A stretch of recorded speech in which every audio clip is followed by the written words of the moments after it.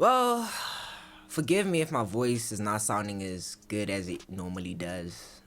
I think I got a cold. What? Look, everybody think it's COVID. Like, bro, man, Corona really ruined a lot of shit for us. Like, you cannot like sneeze or even cough in public without without somebody thinking you're trying to kill them. Like, bro, relax. Like these days, people are afraid of a man who coughs than a man with a gun. Like, it's bad. Yo, what's up everybody, it's your boy Just Time, and welcome back to the channel. And if you're new here, I really want to thank you for tuning in. So today, we're gonna be discussing songwriting. I really don't know what these videos are. I just basically sit here in front of a camera and talk to you or give you advice on basically what I think of a specific topic about music production. So today's topic is songwriting 101. Now this video is mainly focused on musicians who actually write, like artists, singers, rappers. So if you're a producer and you also happen to be an artist, well done to you. Like not many people can say that they actually produce and rap on their own beats or sing on their own beats. Like, you truly are special. I'll basically be sharing with you tips on how to improve your songwriting. So tip number 1, originality. Be original. Be yourself. You probably heard a lot of people say that, but what does it actually mean? First of all, you have to remember that your lyrics reflect who you are as a person, as an artist. Your lyrics is where you express your beliefs, you understand, your feelings, your mindset, how you think. This is how your audience understands you. You understand? This is how you build that special connection with your audience and listeners. Because if you just write for the sake of it, or you just write like to imitate somebody else, you have to remember that your lyrics are a reflection of yourself. You understand? I want you, when you listen to my music, to be like, oh yeah, this is a guy I can listen to. I understand what he's going through. I understand his vision. I understand his goals. I understand his state of mind. So every time you write, think about it. I know you probably wanna do something cool and vibey and trendy. There's no problem with it as long as it's you. Tip number 2, relatability. You have to remember that your listeners, your audience, have to relate to your shit.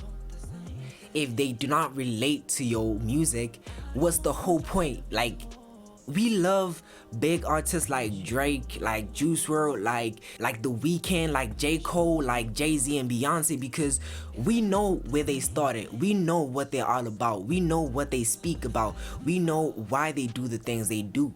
Understand? We know why they say the type of things they say. And this tip kind of relates to the first one of originality, because like, people can only relate to you. That is why I feel like you should write things that feel right to you, that mean a lot to you. Because if it's genuine, like, the most important thing is that it must be genuine to you. It must be real. It must be true to you. Because if you're gonna write something that's not even true to you, that means you're basically lying to your entire fan base. Another tip on how to improve your songwriting skills is reading. Now, I know a lot of you probably just like me. I don't enjoy reading as much. Well, I try to these days, because reading is important because it broadens up your vocabulary. You understand? It helps you explore new words and how to use them. You understand? Wordplay is extremely important in songwriting. Instead of saying he's a good person, you can say he has a heart of gold. You understand?